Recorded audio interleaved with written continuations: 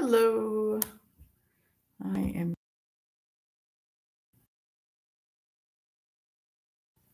hello. I am not sure. Testing my mic. Let's see. Is it working on this mic? Testing. I am not sure if this mic just connected, but there we go. I'm just going to go with it. I am Deborah, licensed marriage and family therapist, and I have chosen to go live Tuesdays and Thursdays as I have been a therapist for almost 25 years. And I want to be able to share all the wonderful information I have learned in human development, trauma, and healing. And I specialize in parent-child relationships and especially trauma and the worst case scenarios. And I wanted to go live weekly because it's really a lot of consistency and having rituals and routines that are soothing to our nervous system, and having safe places to process. Now, clearly in this online media, I can't interact as much. However, my aim is to build up to that. Although I have all this experience and am a therapist, I first and foremost showing up live as a human, suffering and dealing with everything that we're all going through and being vulnerable, because I also know being vulnerable is key to growth and connecting and knowing that you're not alone. And on Tuesdays, I tend to focus on, I talk about politics. I weave in politics, things that are happening in current events. And today I stay more general. And I tend to talk for the first 15 to 20 minutes. And then the last 15 to 20 minutes, I walk through an exercise because I'm calling this pause and process because our nervous systems are constantly taking in stimulation and events and toxins, emotional, chemical, physical, environmental. There's a ton of toxins, which is why I put dirt in here to represent toxins. It's interesting. I actually opened the top to add more glitter and bacteria entered it. So now there's bacteria. I will.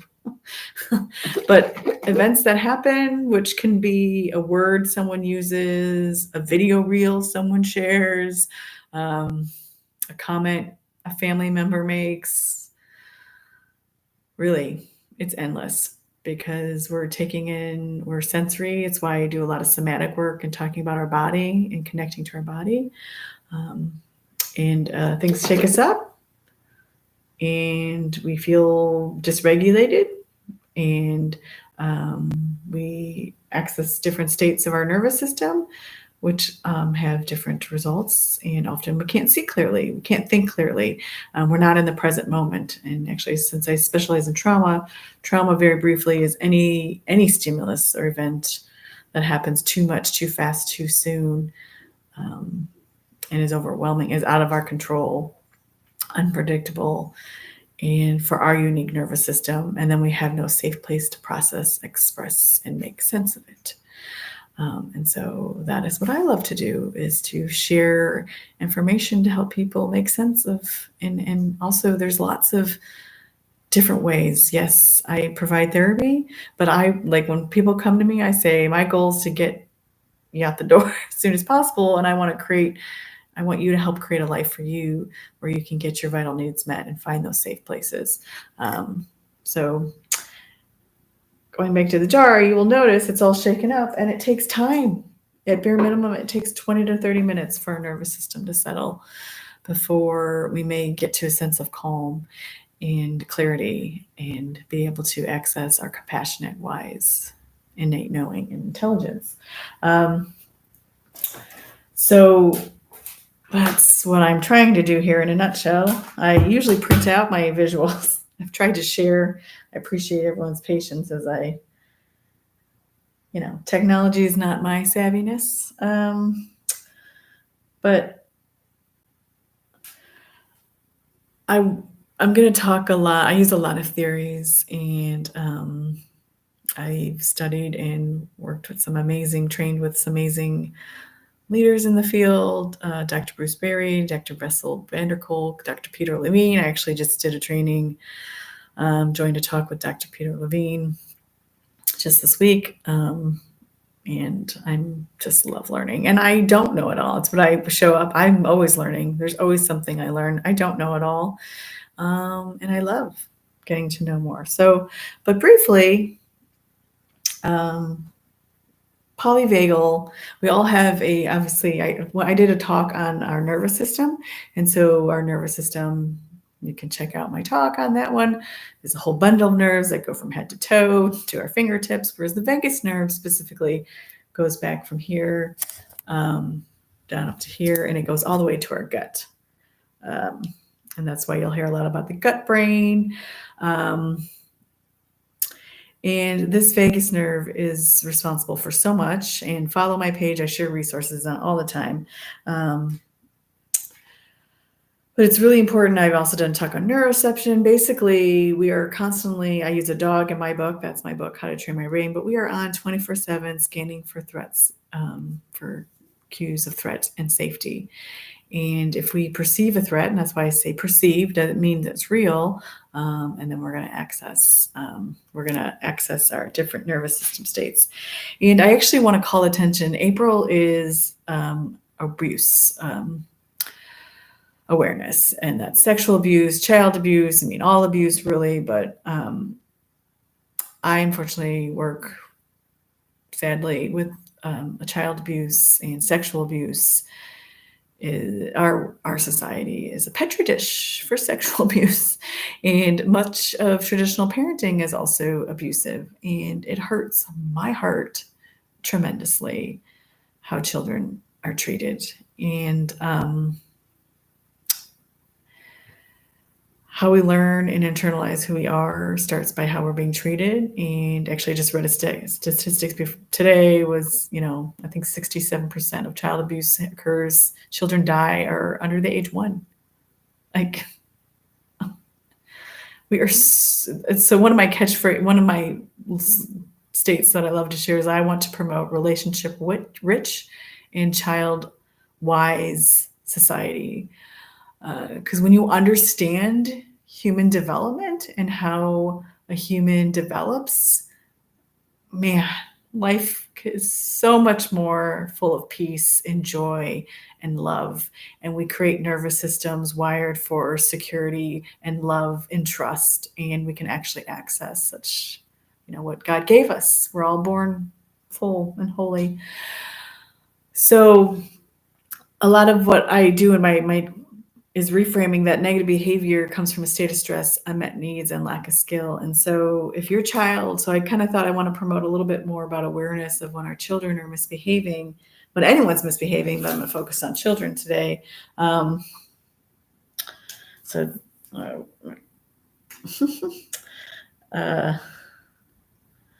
I'm going to show this most basic, this one this is Deb Dana helped take the language of polyvagal that Dr.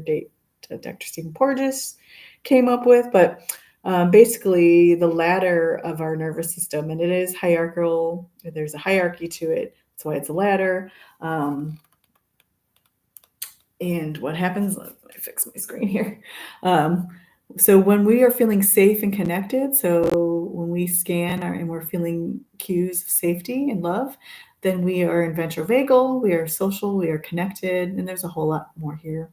If we perceive a threat, which again, it's perceived. So most often for children, seeing your parent upset, frowning, because they provide your food, water, shelter, everything in your life. They are your world. You don't know anything. Your nervous system only knows your worldview, what's in your immediate circle.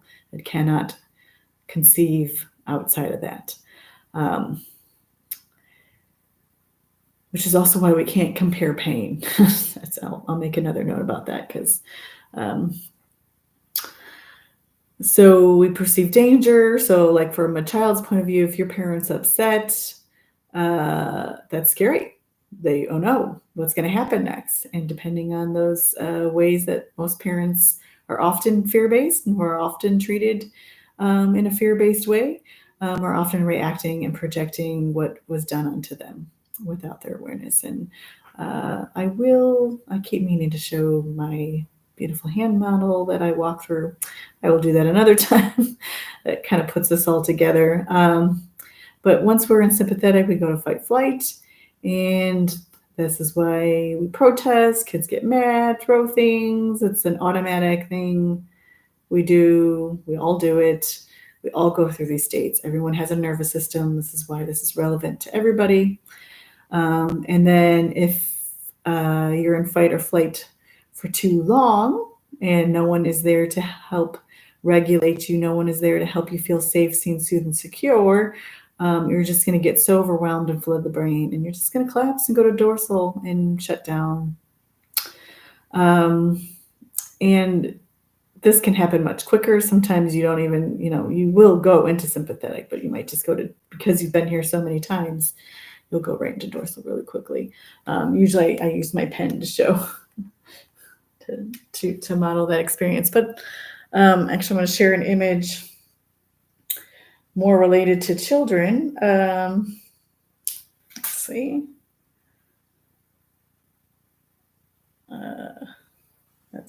This is actually an image developed by Jackie Flynn. I share links to everything. I love sharing. Like I said, I don't know everything. I think we all need to work together, and we come together like we're all pieces of a puzzle, and we all come together and bring our own gifts. And so I really appreciate this image done by Jackie Flynn. That's like, and I incorporate this in my book. It's just that I break it down in much smaller bits.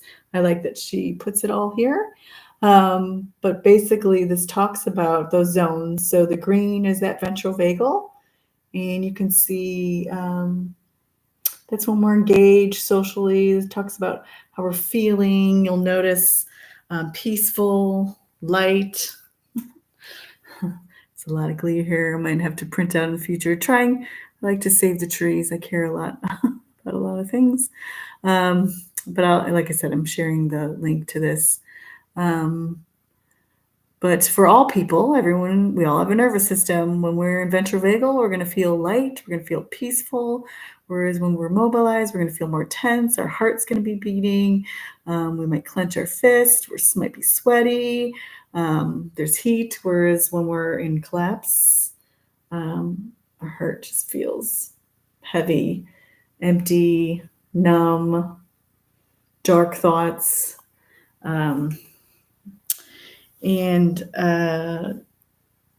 This, I will in the future in one of these talks do this profile map that Deb Dana helps with, and I really love it because you're really going to fill out your own. I'm just going to kind of show a sample again. Deb Dana, this is from another training, but I'm going to walk through because everyone's unique. So when someone's in ventral, like I said, we often feel flow, connected, warm, open-hearted. Sympathetic is fight, flight. You feel like too much, confusing, overwhelming, and dorsal, dark and fuzzy. And yet there's a certain amount of words. So there'll be an exercise that I'll walk through in another episode so that you can figure out what your nervous system is. And why I wrote my book is I wrote it because I want parents to get to know what their children's nervous system is, because when you know that your child, there's such a belief that if your child is misbehaving, they have to be punished. And how will they learn if they're not punished? And so then we come in with a more heavy hand, and we're actually more threatening, and we're actually activating more stress response and in fear, and creating more disconnection from our innate intelligence and disrupting healthy human development. So it just is so vital that I want people to understand that when your children are misbehaving, they are stressed.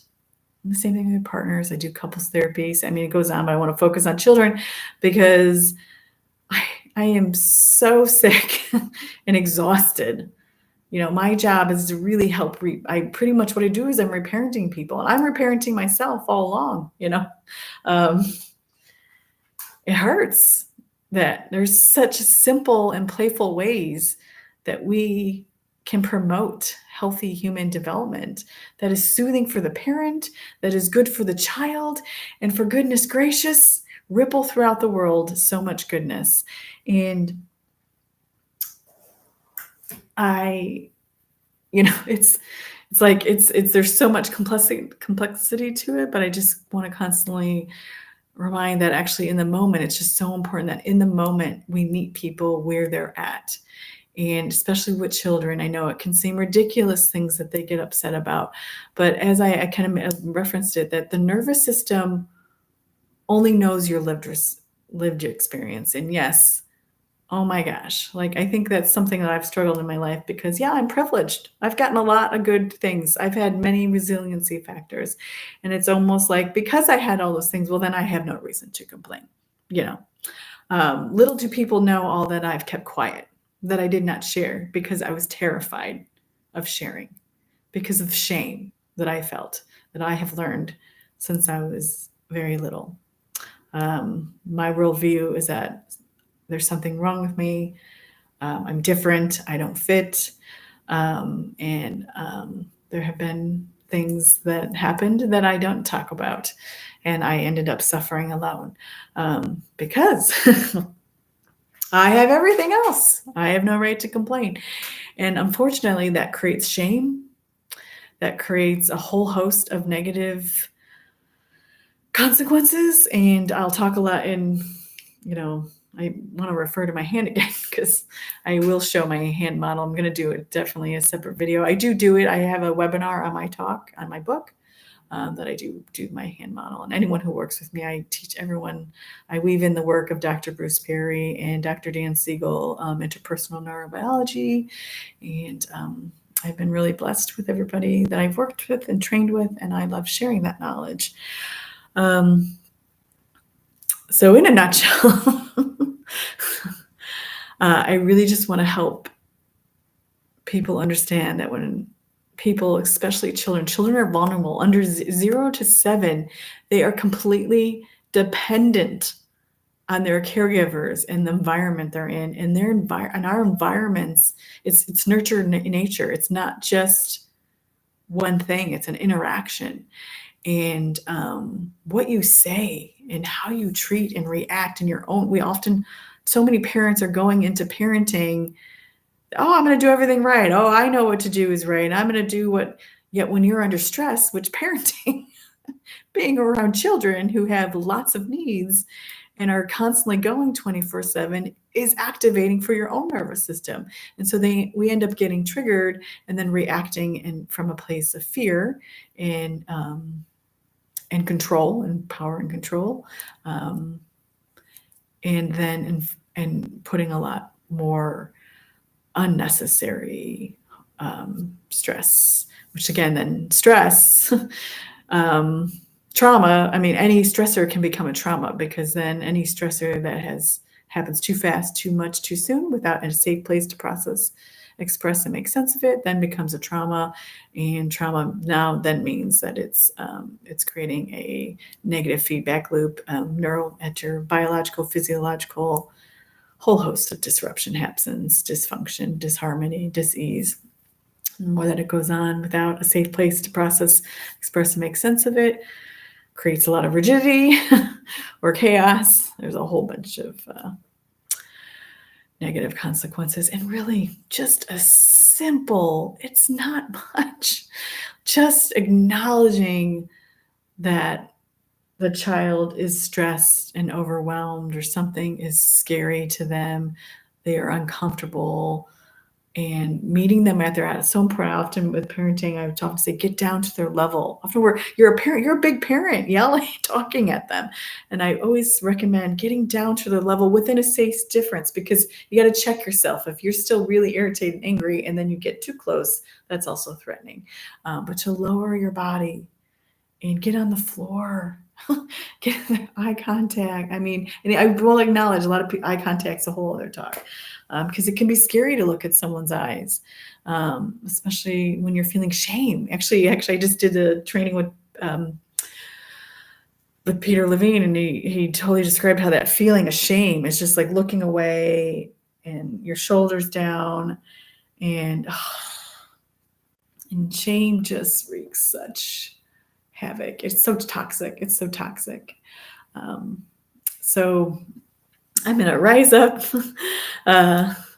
I'll be honest, I'm showing up today. I am definitely going in between sympathetic and dorsal, spending a lot of time in those places as it was my mother's birthday. And that's why I want to show up raw and vulnerable as I grieve her loss and going through 81 years of all her things and all the stories. I'm a very sensitive person, so like I don't like to just throw things away. Like everything has meaning to me, and so it's a lot that I'm sifting through and processing, and then a lot of expectations on me, and then I have to find a place to live.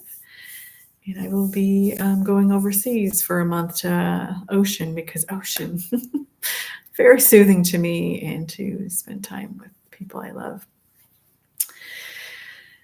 in New Zealand. But until then, I am in a very stressful situation. So I have chosen to do a meditation called Soften, Soothe, and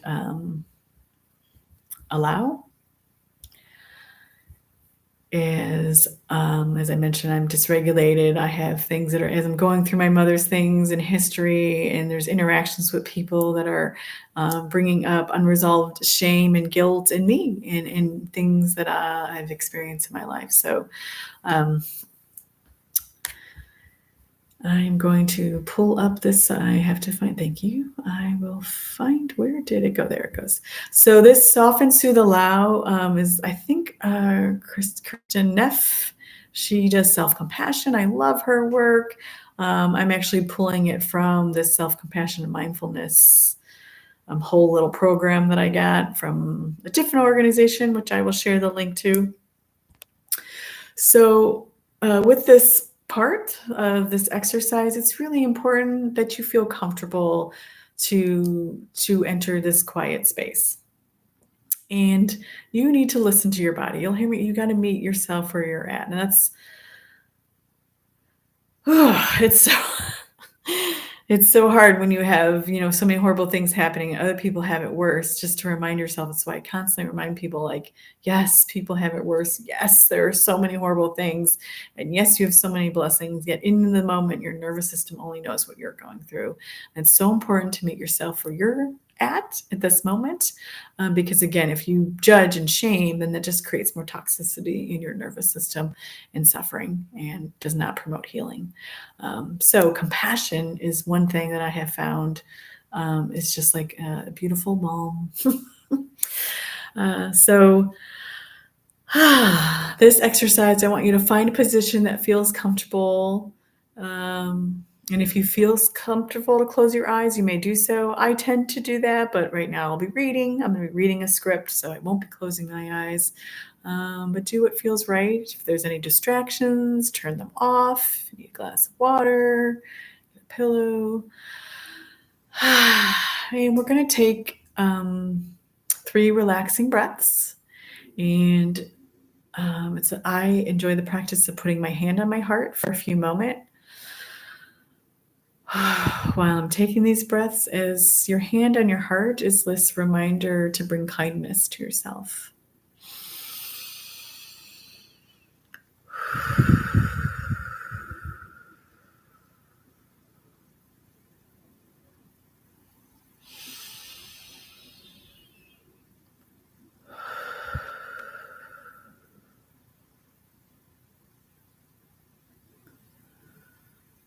And it's no right or wrong here. It's normal if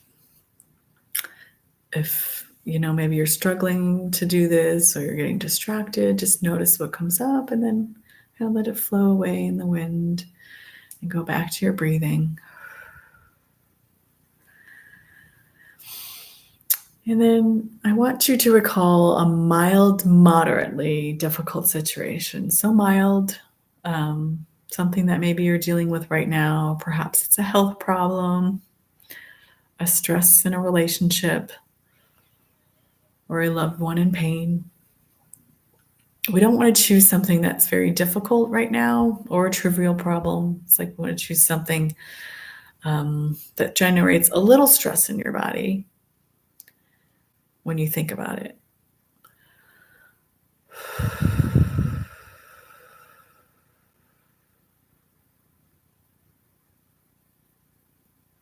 And that's going to be different for everybody. And I want you to clearly visualize that situation. Who is there? What's being said? What happened? And what we're doing right now is labeling. I'll also say noticing. In this script, they say labeling. I like to use the word noticing. Again, whatever flows for you. So you're noticing what's going on in this scenario. And I want you to see if you can name the strongest emotion, a difficult emotion that's associated with this situation. Is it anger? Is it sadness? Grief? Confusion? Fear?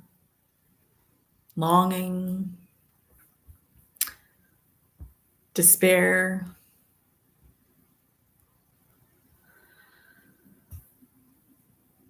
And whatever the emotion is, and I find it's often a few, I tend to have a lot of emotions, mixed emotions, conflicting emotions, but notice what ones are strongest.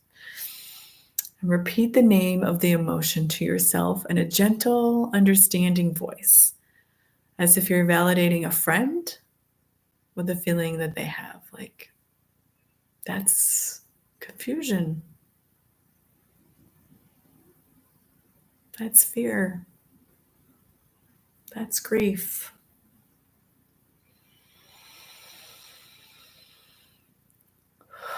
That's anger. That's despair. Whatever it was for you, I instantly start to say it makes sense, considering the circumstance, the context, what's going on in your unique world, life.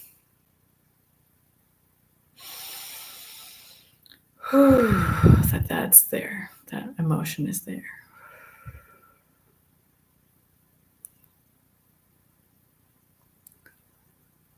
And you may have noticed that emotion in a certain area of your body. You may not have, but you may have noticed something around in or around your body. If you did, just notice that. And now I want you to bring emotion, as we're going to go a little bit more into the body, is to expand the whole body, recall that situation again.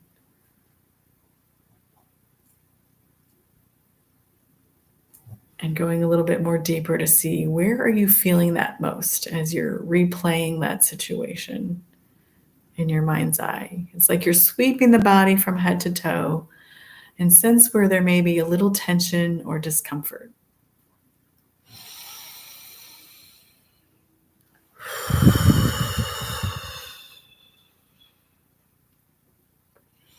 I frequently go back to your breath, so that's okay to keep doing that. Do what feels right for you. And I want you to choose a single location in your body where you're feeling that feeling you named. Where is it expressing itself strongly?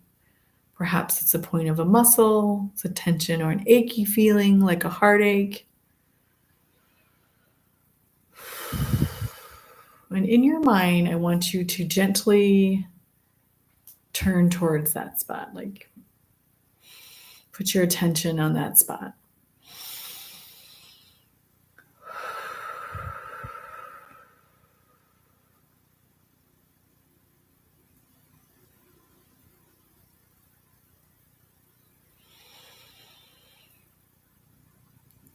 And again, there's no right or wrong. I'm noticing mine in my mind being heavy with negative thoughts says, So I'm going to notice that again. Everybody's different. Notice where you're feeling that.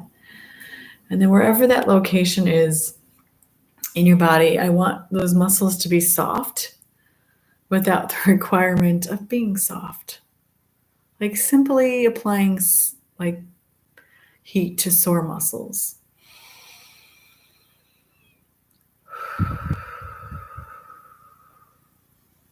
So you can say soft, soft, soft, quietly to yourself to enhance the process.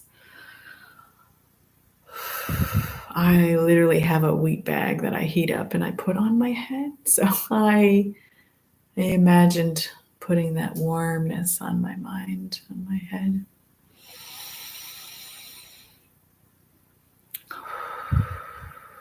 So you just imagine putting warmth and softness in that area. And remember, you're not trying to make the sensation go away. You're allowing that sensation to be there. We're just applying loving awareness and attention to that area. And some other visuals, if you wish, you can let yourself soften around the edges, like the edges of a pancake. No need to go all the way in.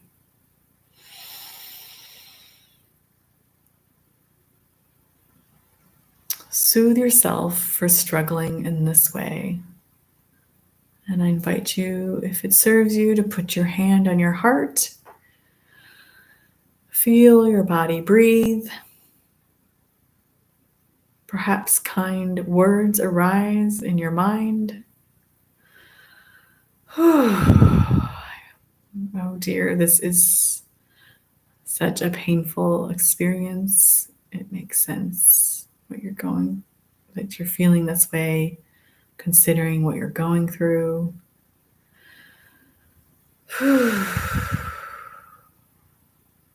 May I grow in ease and well-being.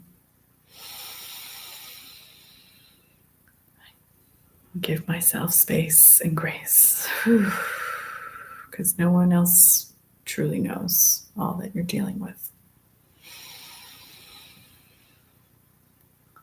And if we had more time, I can guarantee we would find and discover events that are making this feel so much more worse for you right now.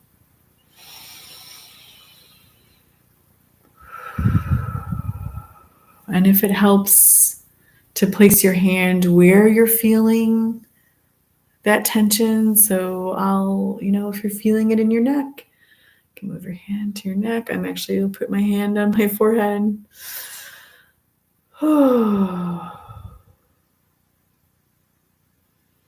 It may help to think of your body as it were the body of a beloved child. You can say kind words to yourself or just repeat. Soothe, soothe,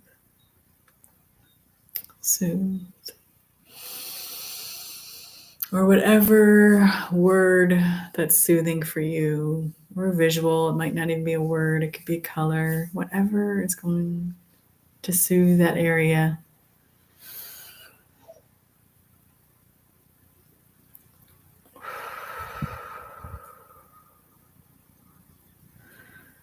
And then the name of this exercise is Soften, Soothe, Allow. And it may help to repeat that in your own timing, reminding yourself to incline with tenderness towards your suffering. Soften, soothe, allow.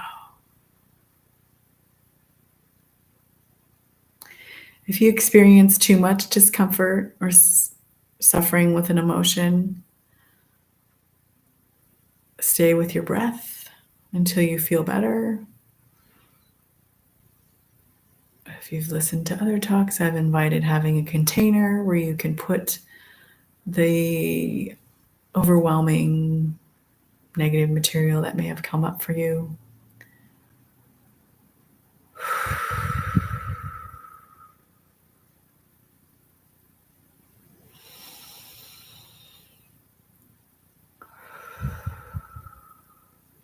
It's completely natural and normal if other thoughts, feelings come up, or if it's hard to focus on your breath. But our breath is there to anchor us. It gives oxygen to every cell, all the cells in our body. So imagine filling up.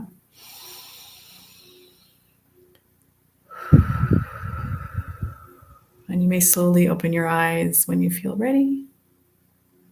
And notice your feet on the floor in the room, your body sitting or laying in whatever position you're in, the light,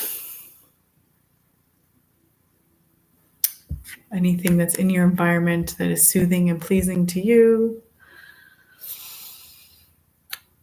Because there's so much in this world we cannot control, and yet what we can learn, we can't even control our own thoughts. I teach that to people because a lot of, as I talk about those first 7 years, we get downloaded with this programming and how we're treated, these core beliefs about ourselves that are not true. They feel real.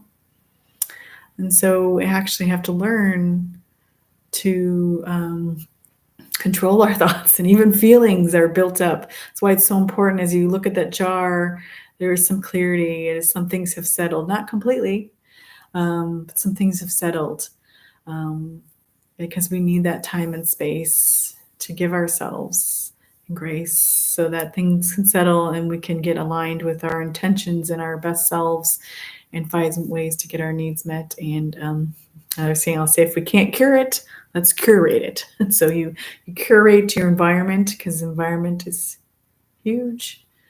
It's actually there's a term in epigenetics that yes, we inherit genes, yet your environment can turn that switch on and off on whether that gene will be expressed. And so it's so important to fill your environments. That's why, if you notice, someone actually painted this painting for me as a gift. Warms my heart. I see my beautiful children. My book, that man was 7 years to make. I have other gifts in my view right now that I can see that people thought of me and gave me. And I'm in my sunroom that was my mother's favorite room, filled with plants. I have my mother's memorial. So I get to see her, and I get to be a voice for people who have been abused and suffer, and provide as much safety as I can. So thank you for listening, and take wonderful care.